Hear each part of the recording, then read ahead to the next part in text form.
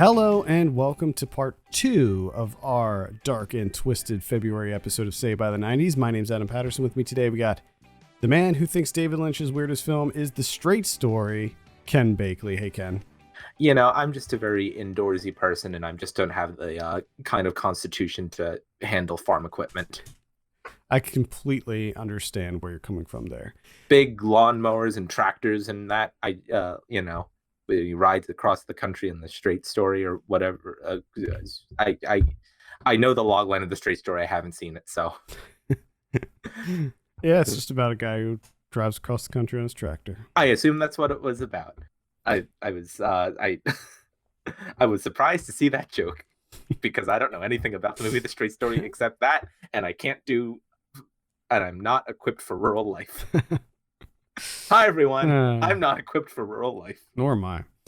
This is part 2 of our celebration of February thrillers. If you haven't listened to part 1 yet, check it out wherever you get your podcasts. On our site at 90spodcast.com or on YouTube at youtube.com/filmpulsevids. Without further ado, let's continue down this dark path and welcome you to Saved by the 90s. When he asked what she wore, it was always red door.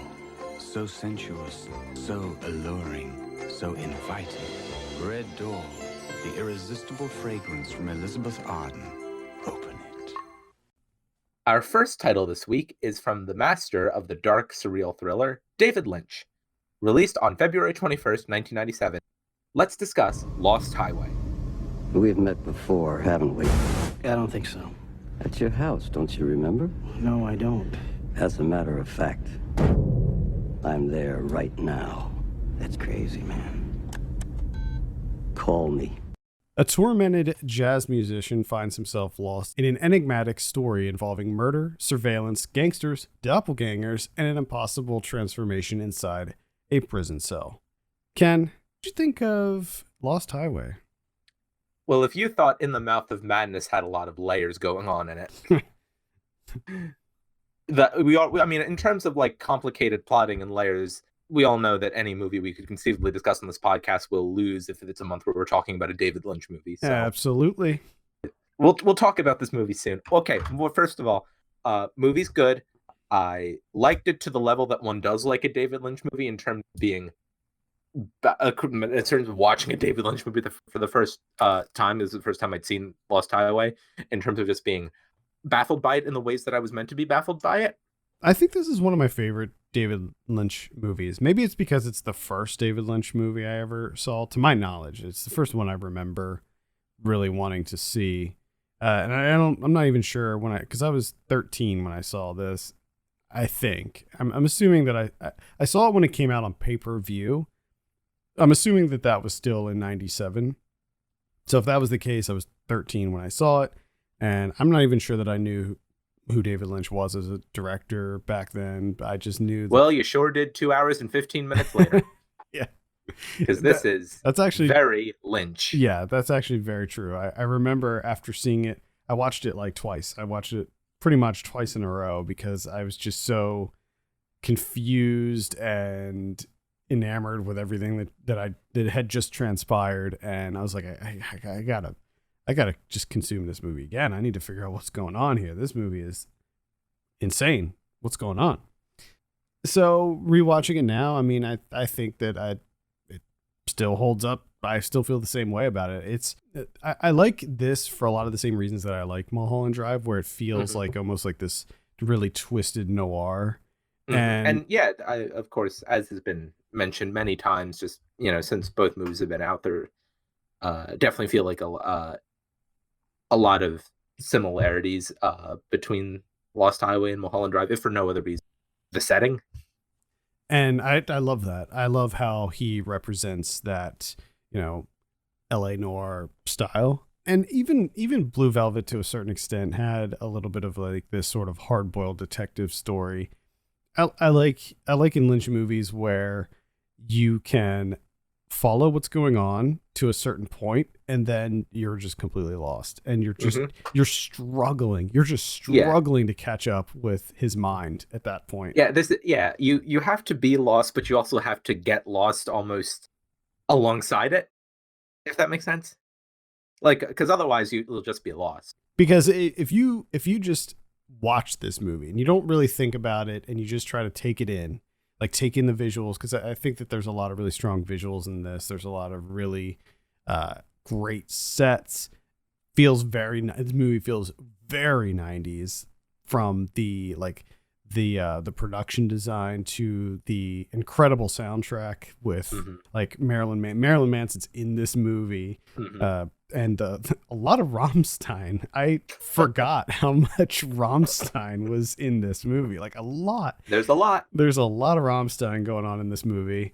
There's also that great David Bowie song that that's over the opening and closing credits.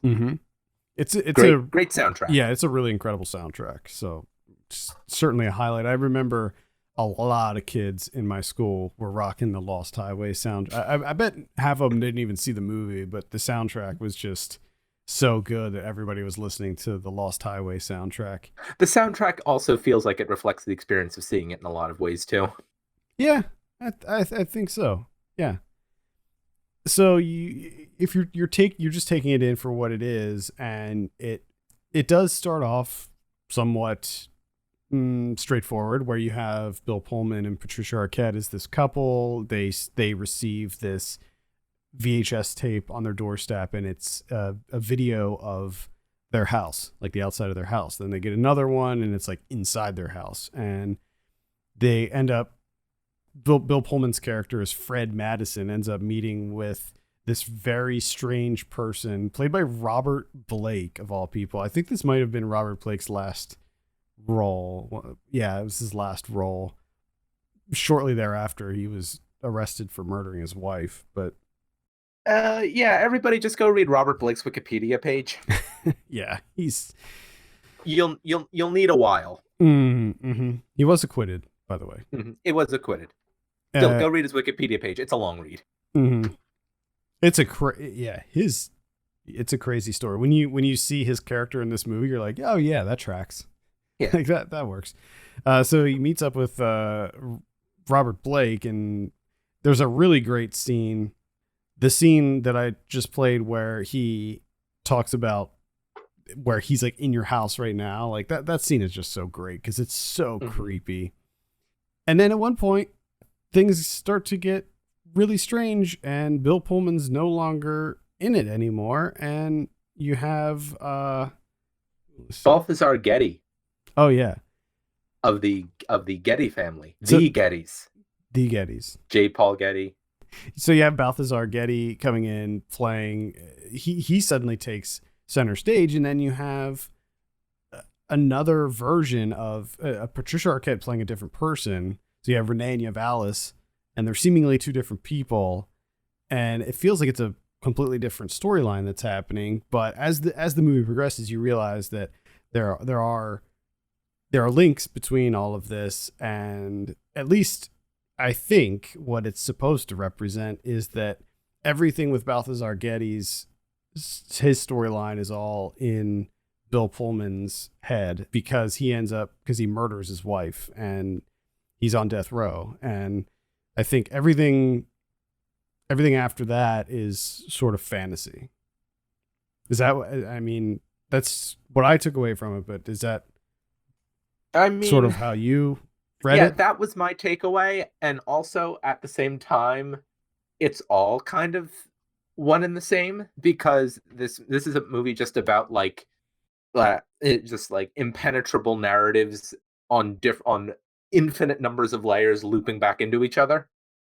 So you can draw the line between it wherever you want, honestly. Yeah, because and you can have an argument for it. When it switches to Balthazar Getty's character, he has this young girlfriend and they're very much in love, but then Patricia Arquette's character comes in and she plays a very different role than in the Bill Pullman story. And it almost seems like she's like the ideal version of his wife or something like that. But then like the reality starts to creep in and her character starts to change. And I'm sure that like Robert Blake's character represents like some part of him, like some part of Bill Pullman's, like his ego or his jealousy or his insecurity or something like that.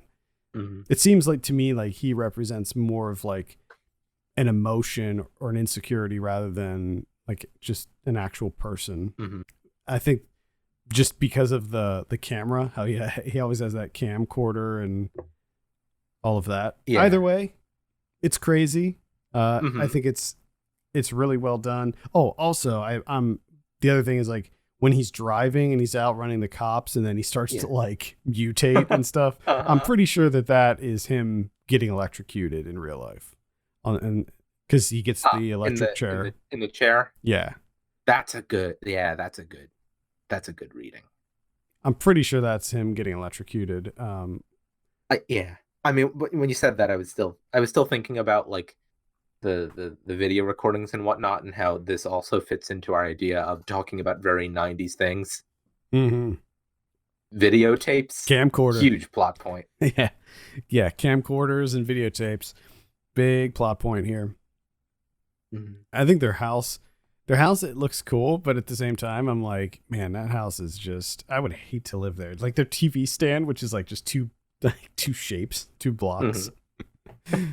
Oh, what a horrible looking house. There is someone who just made a whole point of like the various unsettling televisions of David Lynch's filmography. So many. Yeah. So many.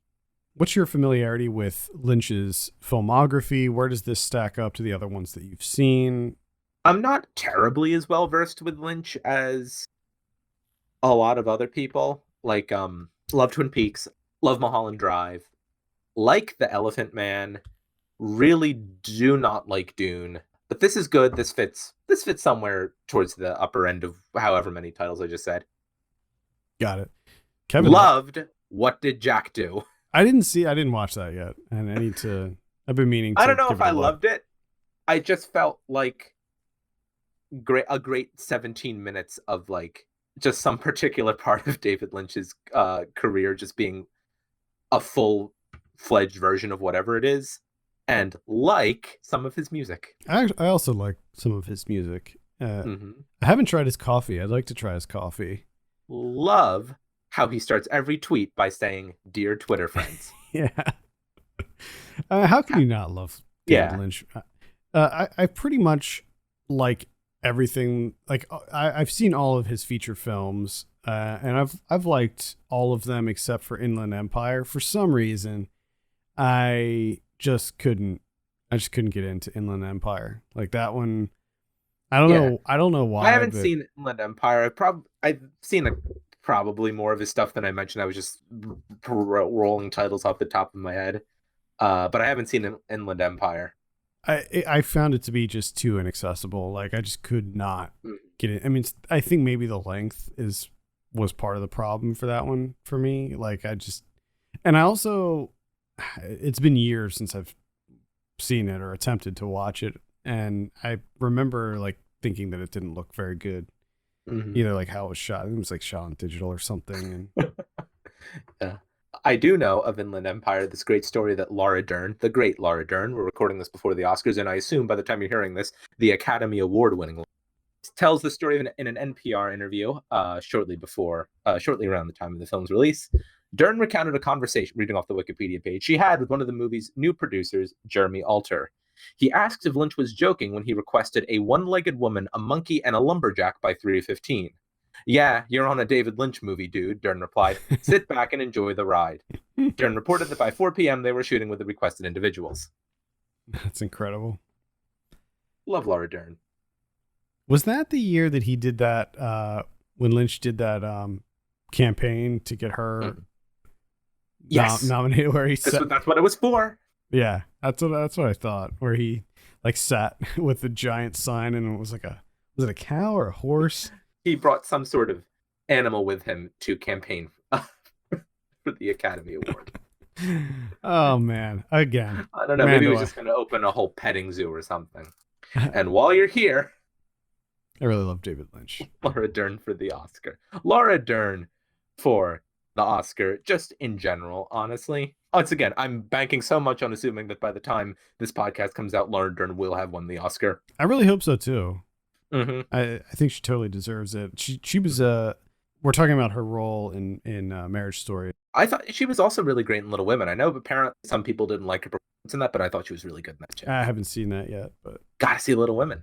I do. I don't know. Good movie. It passed me by, but I do plan on seeing it. Good movie. Yeah, overall, I think that Lost Highway, it holds up. It's a lot of fun. It's very mysterious, very sexy movie. And it's pretty dark, and I think that it fits nicely within our theme. There's a lot of madness involved. Yeah. Bill Pullman just going bonkers, going crazy bonkers in it, losing his mind. We can all relate.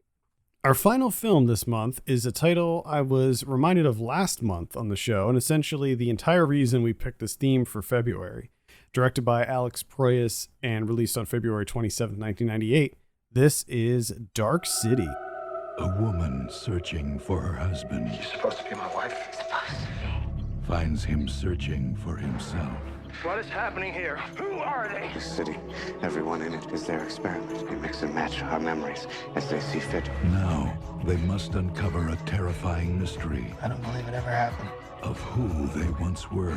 Someone just wants us to think it did. From the director of The Crow, Dark City, rated R, starts Friday. A man struggles with memories of his past, including a wife he cannot remember, and a nightmarish world with no sun and run by beings with telekinetic powers who seek the souls of humans. And clearly that letterbox plot description was meant to be read and not spoken. Because I was having some troubles with the run-ons by the end of that. Yeah, that is one sentence. Adam, how do you feel about the great American movie Dark City? I remember seeing this back when it came out. I remember finding it to be like, I just thought this movie was so cool. And so, but I forgot almost everything about it. Like I vaguely remembered the aesthetic. I remember that Kiefer Sutherland was in it, but that was pretty much it. Like I didn't remember.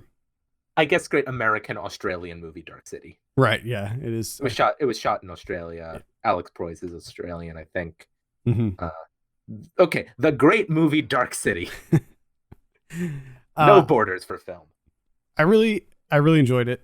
I think it's another movie that it hits the ground running. Like it just goes just a million miles an hour. There's a lot of concepts. There's a lot of ideas going on in this, but it's a bit of a mind F type of movie, which I really like. There's a lot of really incredible visuals. I love the visual style of this movie, where it's this kind of it's also a noir, but it's amazing visual style they of this movie. They incorporate they very deliberately, and they even say it in the movie at one point, that they incorporate like sort of different eras into the city itself. So you see things that look somewhat more modern, but then you see things that look very, very vintage. You know, like the cars look like they're all from the 50s, but there's certain other aspects of it that feel more contemporary. It's so great to just look at this movie. Oh my God. Like everything, every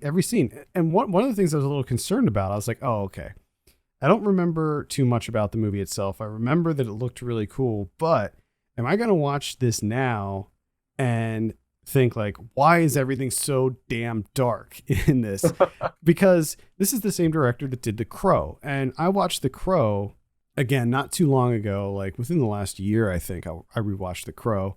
And that's definitely a movie that we're going to have to cover on the show, because that is like very, very, very much a movie of that generation. Very popular. But I was concerned because The Crow is like really, really frustrating in just how dark it is. And while, yes, this movie, one of the elements is that it's nighttime all the time. But I think in this case, it actually works in its favor, because it makes the city really, really pop. And absolutely. Yeah. It's not too dark is what I'm getting at. It looks really good. It looks great. I want to look at just frames of this movie. Even if I just don't rewatch, just look at frames of this movie at any given time. Also, I should say that while we're talking about how great this movie looks, I became convinced of how great this movie looks. And as we are speaking, I'm currently buying the Blu-ray. I mean, Thank you. Your order has been placed. Yeah, it's a gorgeous film. I mean, everything. I love all of the outdoor shots, like the shots in the alleys and in the catwalks and stuff like that. Like it has this really distinct feel. Like this feels like a set. Like it feels like a sound stage, but I look at that as like a good thing. Like it looks very manicured and everything seems to be exactly where it should be. And the same goes for all the indoor sets too. Like when he first wakes up, I mean, the movie starts with Rufus Sewell's character, John Murdoch, waking up in a bathtub. He has no idea who he is. Complete memory wipe. He doesn't know what's going on. We also should mention that we did watch the director's cut. Apparently, the theatrical cut is shorter and involves a lot of voiceover at the start. And I do think this movie works a lot better if you're just plunged into it, just like the character. 100%. Yeah. I think the director's cut's like 11 minutes. I don't know. Maybe that. I don't know how much. I think it's 11 minutes longer. The director's cut is, yeah. I was going to say somewhere in there is what I remember reading. Yeah, according to IMDb, the runtime on the director's cut's 111 minutes, whereas the theatrical's 100. So he wakes up in this bathroom, and everything in this bathroom is like green, and it just, you have this like this harsh light that's coming down above him, and just right off the bat, you're like, what is going on? Like, what kind of world is this? What's going on in here? And I think that that's one of the most compelling things about the movie is the world in which it takes place. And one of the most satisfying things for me was, you're early on, you're introduced to these like sort of creepy, bald characters who seem to be trying to kill this character, John, and you don't really know what their deal is. They can fly apparently, and you're just like, what is going on here? And I was really concerned because I totally forgot like how the movie ended and everything. And I was like, is this reveal going to be really disappointing? But for me, when they did do the sort of big reveal, I'm like, oh wow, like, okay, now I kind of like it even more. So I got to say, overall, I was really, really into Dark City. Yeah, it's just it's maybe not it's not a perfect movie. It's not it's not out there reinventing anything. I mean, people have compared this to saying, this is also a movie that does somewhat beyond its control, pale in comparison to the fact that The Matrix was released 1 year later. I think it's unfortunate because it's very similar plot-wise to The Matrix. You are dealing with people living in a city who basically they're not in control of their lives. You have this group of aliens. It's like an alien race who's dying off, and they are trying to do experiments on humans because they need to figure out like what makes someone a human. Mm-hmm. Which, one question. So they're like doing experiments where at midnight everybody falls asleep in the city, and they swap out their memories. So they're constantly swapping out these people's memories and setting up different scenarios. And in the case of our protagonist, John Murdoch, they make him a killer. And so he wakes up and he's, I guess they tried, well, it didn't take. They wanted to make him a serial killer, but it didn't work. And he woke up, and it turns out that he has what they call the tuning, which essentially makes him telekinetic. So he can move things with his thoughts. For me, I think that they could have removed all of the telekinesis stuff. There's a lot of like the main problem with this movie is that we've talked a lot this month about movies that have a lot going on in them to the point where they might have too much going on in this one in them. This would be another example of that.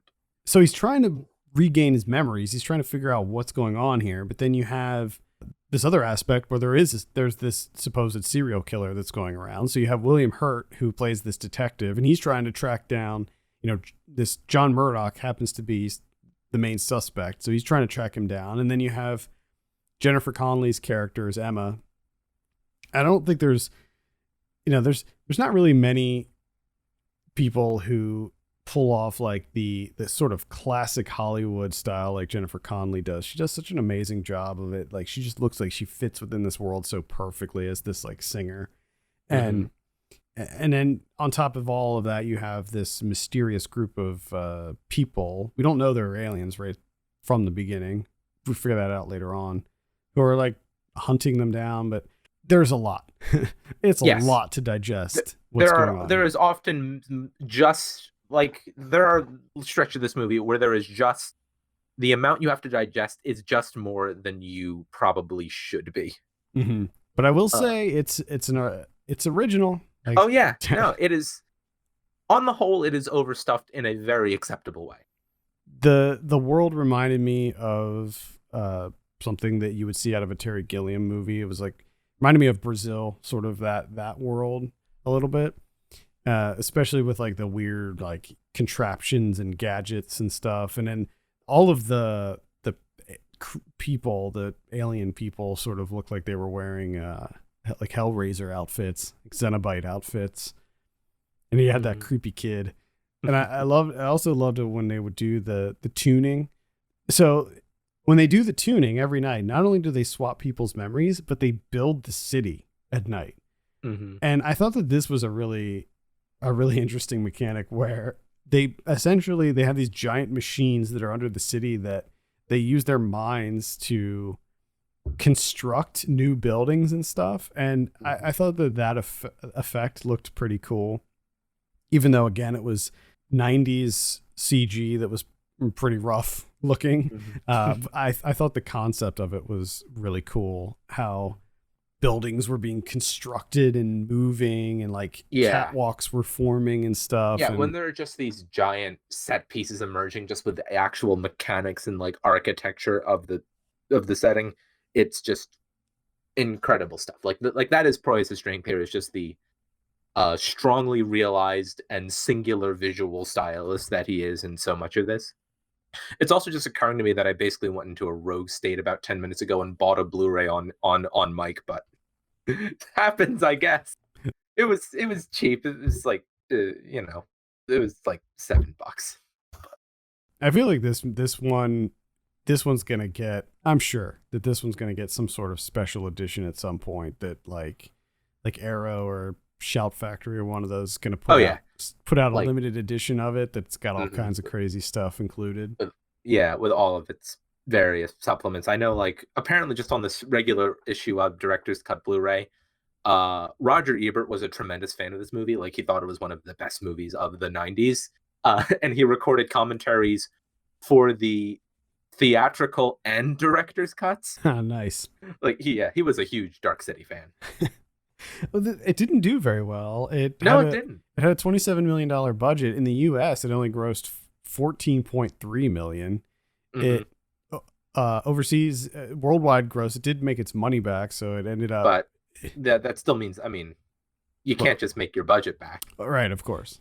And there was a little bit of a marketing push behind this, because I remember seeing ads for it and stuff, and just really wanting to see that. I didn't see it in the theater or anything like that, but I remember renting it like as soon as it came out on video and just really, really loving it.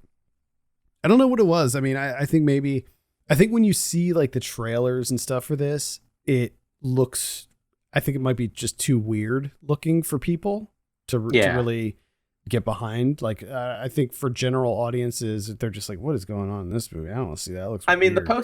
The poster doesn't tell you a whole lot about it, but it's a good poster. Yeah. And really, when it comes down to it, like, it's not nearly as obtuse as what the trailers and things make it out to be. Like, it's not at all. It's pretty straightforward. There's not a lot that you can't really follow here.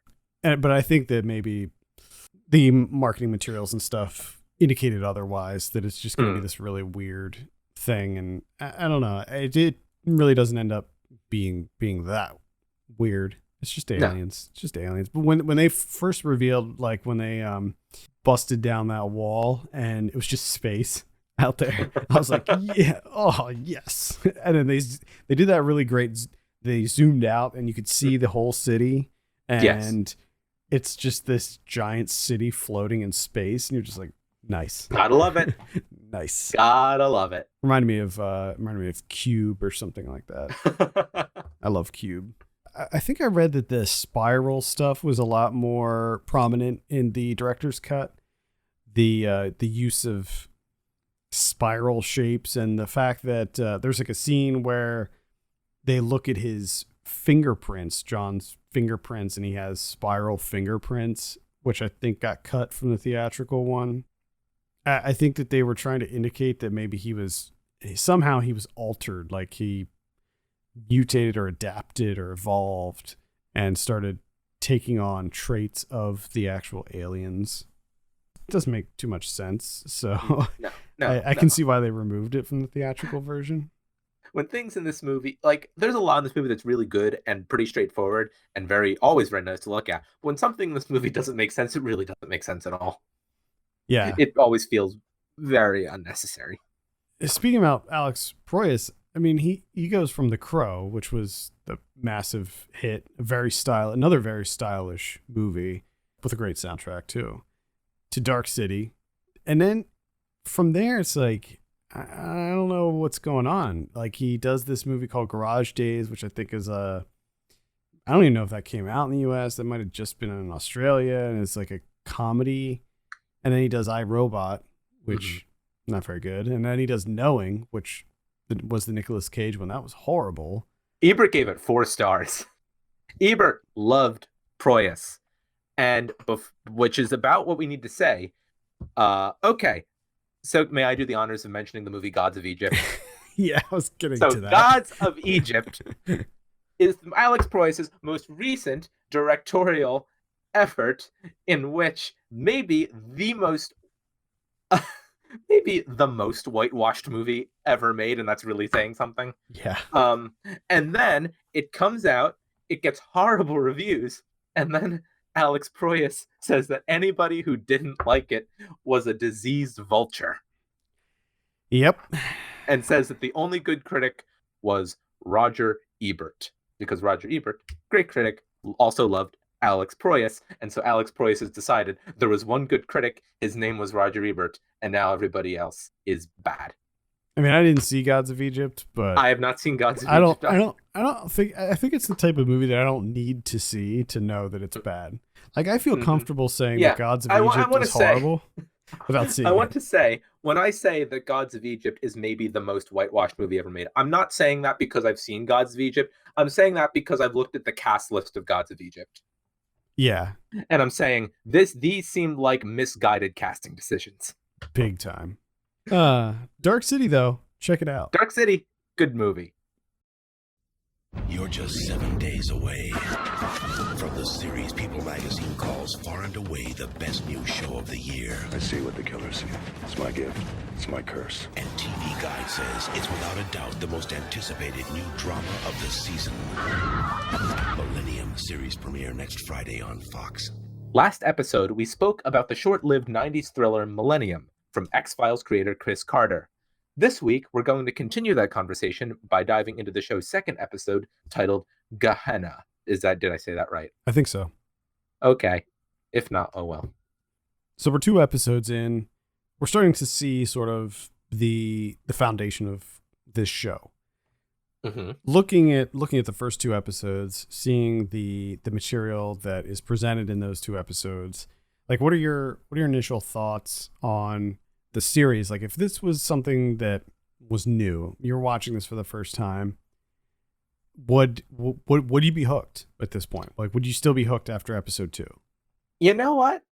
I think so, if for no other reason, just because this is a show that, if you consider other parts of network TV in 1996, this is a show, much like the X-Files, that looks basically completely different than anything else on TV at that moment in time. Like, you're watching it you're watching it for no other reason than, like, hey, this show looks pretty wild. Yeah. Looks like they're doing some crazy stuff in that Millennium show. Yeah. How do you feel about we didn't talk about this in the first episode, but how do you feel about Lance Hendrickson as sort of the protagonist, the lead in this? Because I feel like he was in, like, Pumpkinhead, and he had smaller supporting roles in a lot of movies, of course, but he was headlining this show. How do you feel about him in it? I think he's fine. I almost feel like there's not too many individual performances or aspects of the show that come to mind. Like it doesn't feel as, I don't know, driven as he's I think that he lacks the charisma of, say, a Fox Mulder. Yeah. A David Duchovny. Like it doesn't feel as character driven as the X-Files. I mean, at least, which is not to say he's bad. No, I think he's fine. He's good. But I think just comparing those two shows, because again, I mean, it's like the same creator, I think there's probably most of the same crew. I know that this was shot in Vancouver, same as the X-Files. So there's a lot of similarities there. And I also don't think it's a controversial take to say inferior to the X-Files, but no, of course. But just not to say it's a bad show, though. Right. I just think that the dynamic between Mulder and Scully was something that would be pretty hard to replicate. And when you look at Lance Hendrickson's character, he's a lot flatter. Like, he's a lot more straight laced. He's not cracking jokes. He's a very serious dude. And I don't know, maybe that's what is not very helpful for the show's success. I don't know. But again, just judging from the first two episodes, like this is a show that I could see myself attempting to watch more of. I think I don't know how easy it is to even find this show. I think it's next to impossible to find this show. It's so weird. Like, you can't stream it anywhere, but if you go on Amazon, you can buy a season DVD for like $10. Yeah, I don't know if I want to do that. So the DVD, I think, is in print. But yeah, to what you were saying, I think what strikes me when I'm thinking more about Henriksen's performance is that maybe it's the kind of performance that you kind of takes a few episodes to get used to, because he is kind of pulling back a little bit. Mm-hmm. So I'm thinking maybe over the time of the show, then you kind of start to realize how his performance gels with the otherwise very like outward and like expressive world of the show. Yeah, and I think that completely judging his character based on just the first two episodes is doing a bit of a disservice. I mean, they were still doing a lot of character development in the second episode. Like, we were still learning about his past and his time with the FBI and the case that sort of made him, quote unquote, like retire or whatever, where he had sort of a nervous breakdown over this case that he was working, because, obviously with his gift, if you're not familiar, he has this like telepathic ability to see through the eyes of killers, and I imagine that would take a toll on you after a while. I would absolutely think so. There's probably a pretty high burnout rate with that. Yeah. Like, you're not doing that for too long. Yeah. He remains really stoic throughout the whole thing, though. Like, for me, I'd just be probably screaming all the time. Yeah. I'd be crying and screaming just nonstop. But I thought the second episode was not quite as strong as the first episode, just due to, I thought that the case that they were working in the first episode was more interesting than what they were working on in the second one. Although the second one was still pretty grim, still pretty dark. Where there's this guy who is burning people alive. Cult. It's about people being burned alive as part of a apocalyptic death cult that's pretty dark, kind of a grim show. Yeah, and you start to learn a little bit more about the Millennium group, and like more questions get raised about what it is and stuff like that. And I think that it does a good job. And I think this is to the credit of Chris Carter. I mean, Chris Carter seems to just knows how to hook people with shows where, there is that procedural aspect of it. You have the case that they're working, but then he gives you these little breadcrumbs about other things happening in this world. And it makes you want to tune in next week to see, like, all right, are they going to follow up on that? Because I really want to know what's going on with this Millennium group thing, Yeah. Overall, I really enjoyed the two episodes that we saw. I would like to stick with the show and kind of go through the whole series. I'm not going to buy the DVDs though. That is not going to happen. You don't want to go buy every other Millennium DVD just to have it around. I mean, just okay. Let's conclude our episode, much as we have by talking about home media. Let's conclude by discussing just the amount of space that buying like box sets of TV seasons takes up. Oh, I don't do it. Yeah, you don't want to do that. Like that seems like a bad idea. So when it comes to home media, I'm very picky. I'm very OCD about it. I will not buy any TV on home media at all. Especially a DVD. Like there's no way I'm going to be watching, because I'm imagining, since it seems like only the DVD is available, it's only in 4:3 and it's probably doesn't look great. And so maybe hopefully they'll put out a Blu-ray and make it look better, but I still wouldn't buy it. Yeah, I don't buy any TV on home media at all.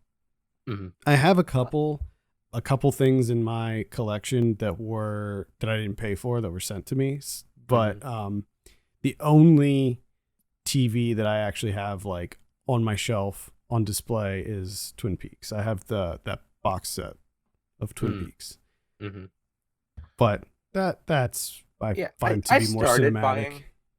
I've started buying more stuff. I just put it as more like Blu-rays and stuff lately, but it feels like it's just a thing I go through phases on. Like sometimes I will not buy anything. It just makes it easier to own things, like just to not have so much stuff. And then other times I'll buy a Blu-ray of a movie that I had a lot of problems with, but like the look of while recording a podcast episode about it. There you go. Yeah, that'll happen sometimes. What a choice. That will happen sometimes. There have been times where I cover all the Arrow Video stuff. I love Arrow Video and what they put out. And they put out a box set, 2 box sets so far, called the American Horror Project. And they sent me volume 2, but volume 1 came out before we started covering their stuff. And I was so bothered by the fact that I had volume 2 but not volume 1 that I just bought volume 1, even though like I really wasn't that interested in the movies. Sometimes you gotta. Yeah, I got problems. We all do. I got a lot of problems. Anything we do to feel more comfortable in this hell world we're living in. One thing that bothers me about I could talk about physical media all day, by the way. Okay. But one thing that bothers me is most like mainstream higher profile movies these days that get physical media releases are pretty bad. Like the special features are never anything special these days. Remember when you probably don't remember, but when DVDs first started coming out and they became like a really big thing. I mean, one of the selling points was they had interactive menus. They had all this bonus content. Like before that, sometimes there'd be a VHS that would come out that would have like deleted scenes at the very end, like after the credits, but it was so rare. Like most movies just didn't have that. So when DVDs started coming out and they had bonus content, I mean, that was a selling point for me. Like I had a huge DVD collection, and nowadays with Blu-ray, I think that when Blu-ray first started coming out, they were still doing that where they would have nice menus and lots of supplements. But these days, most of the stuff just doesn't have anything. It'll be like this really lame, like making of sometimes, where it's like 10 minutes long. And it's just like, what? Sometimes they just put the trailer on it. Yeah. And it's like, okay, ugh. A trailer. Luckily, you know how trailers get you to want to see movies. Okay, I've just bought this movie. Now tell me in 2 minutes why I should watch this movie. It's like movies, like most of these movies deserve so much more.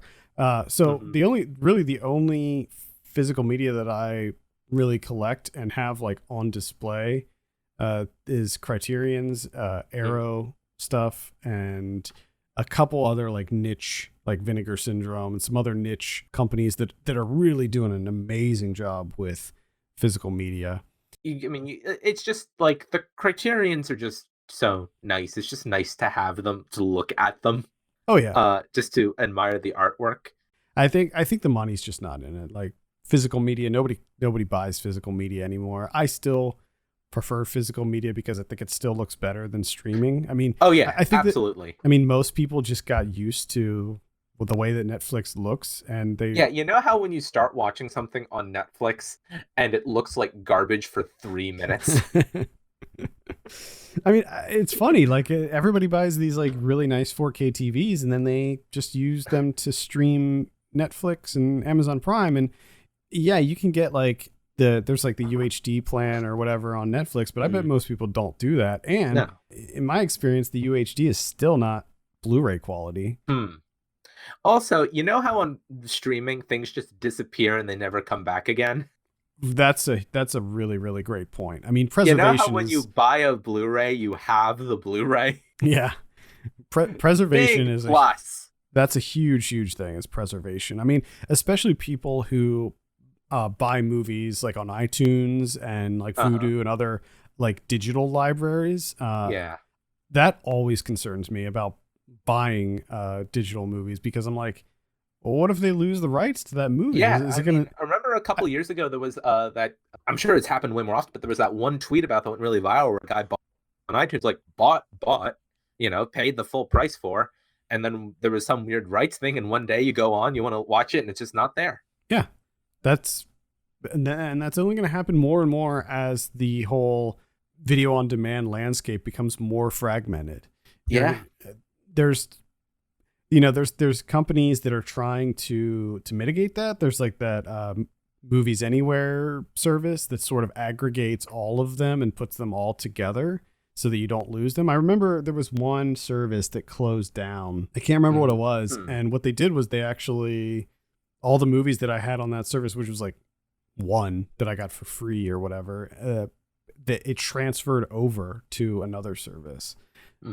So, I mean, hopefully that'll happen, but yeah, I wouldn't trust any digital thing. Like it is so fortunate that would actually work out. So I would say if you're have those movies that you absolutely love, buy them on Blu-ray. I don't want to see physical media disappear. I mean, I don't think it will ever completely disappear. I think companies like Arrow are doing really, I think they're doing fine. You know, they release and Vinegar Syndrome is another example where they release a ton of movies throughout the year. I mean, Vinegar Syndrome is insane with their releases. Like one week on the regular podcast when we were going over Blu-ray releases, it was like they had like 10 movies coming out, and it's like it's such a niche thing. It's like how can they make money off of this? Like who wants some of these movies? But then I realized like they print them in small numbers. Like they print 1,000 of them, and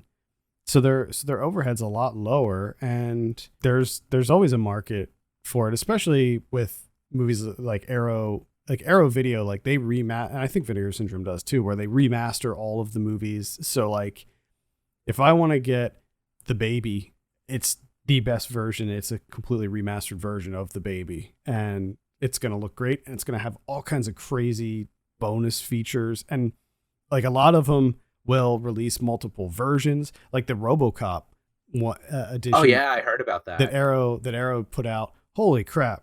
It's like this really nice box set. It's got I think 3 versions of the movie on it. Say, how many cuts of RoboCop are on that? It has three versions, and the one that was the most interesting to me was the TV version. They put the TV edit on, and that's not the first time. They recently started doing that, where they would put the TV edit of movies on. I think Weird Science, when they released Weird Science, that also had the TV edit on it, which I thought, I think that's so cool that they're doing that, because for a lot of these movies, like RoboCop, for instance, like that's how I remember it. So it's kind of fun to go back and see the horrible TV edit of that movie. Yeah. Anyway, that's my home media tangent. Yeah. I guess that's the show. Yeah, that's the show. Thank you so much for listening. Let us know what you think of the new format by sending us an email to 90s@filmpulse.net or by sending me a DM on Twitter @90spod.